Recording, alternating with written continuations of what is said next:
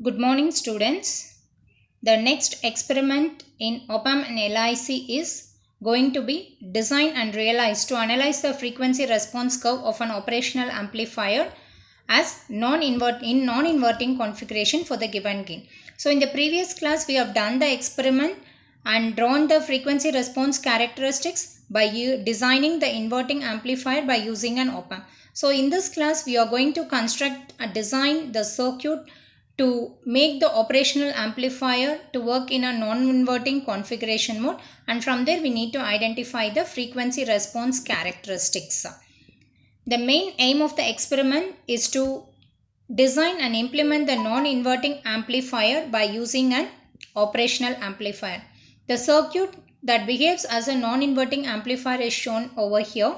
So in this, if you see, pin number 2 is an inverting terminal, pin number 3 a non-inverting terminal, 7 and 4 is going to be plus VCC and minus VEE. Negative feedback it is taken. So it is going to be the feedback resistance. As shown, as discussed in the previous experiment, here we can assume the voltage gain to be 5, and we can, according to that, we can calculate the value of your feedback resistance and input resistance. Here the input is given at the non-inverting terminal. As the input is given at the non-inverting terminal, the output V0 is going to have a 0 degree phase shift, and the design configuration for the non-inverting configuration is shown over here.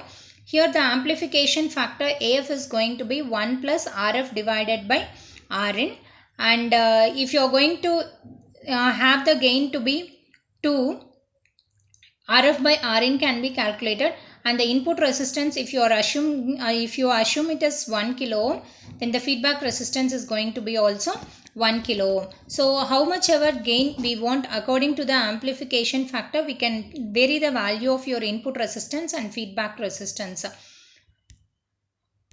Therefore, the procedure is you need to rig up the circuit.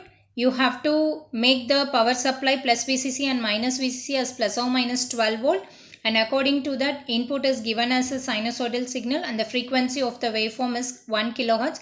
To draw the frequency response characteristics, we need to vary the value of the frequency from the minimum value to the maximum value.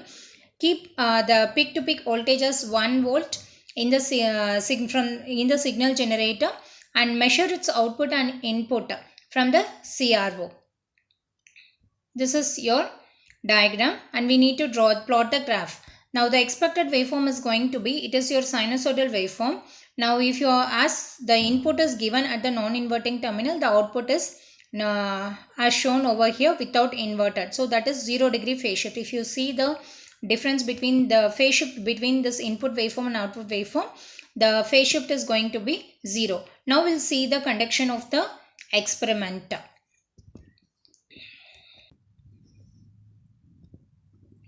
Now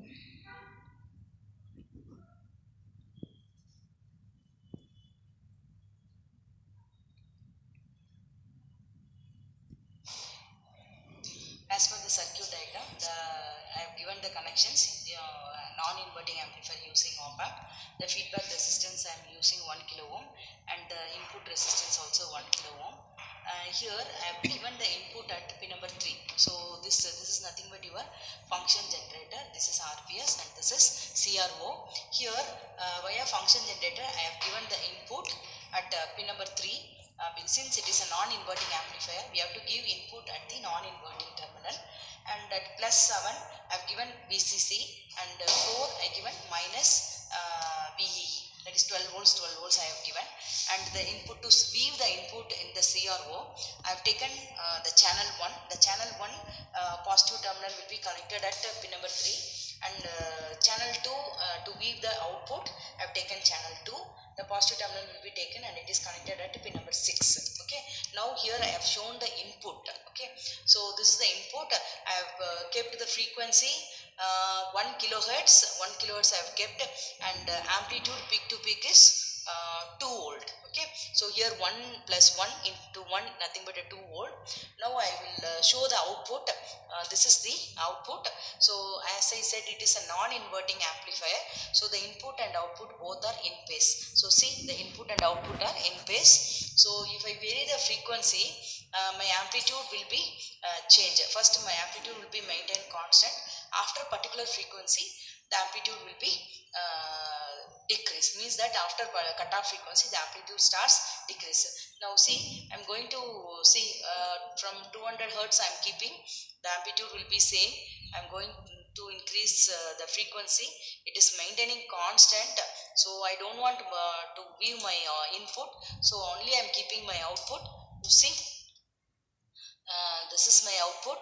So here continuously changing the frequency. Here there is no reduce in amplitude. See, 2, 3, 4. See, now a little bit amplitude starts decreasing. You see, here my amplitude starts decreasing. Okay, at some frequencies, say for example here 3 kilohertz, it will be same as how much it is, 5 into 1, it is 5 volt. So now I keep on increasing 11, 12. See, now it starts decreasing. Okay, that is nothing but your after cutoff frequency, the signal will not allow to pass.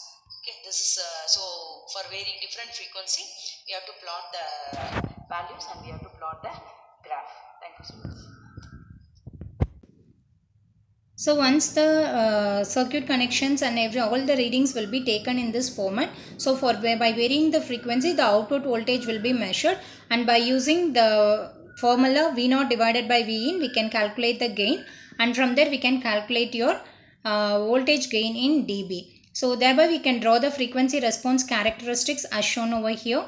So here the cutoff frequency is 35 kilohertz. At 35 kilohertz there will be a 3 dB drop, and this is the frequency response characteristics drawn between the frequency and gain. This particular graph is drawn by using the previous tabular column. Thus, the op-amp as non-inverting amplifier is designed and realized, and its frequency response curve is drawn. Thank you, students.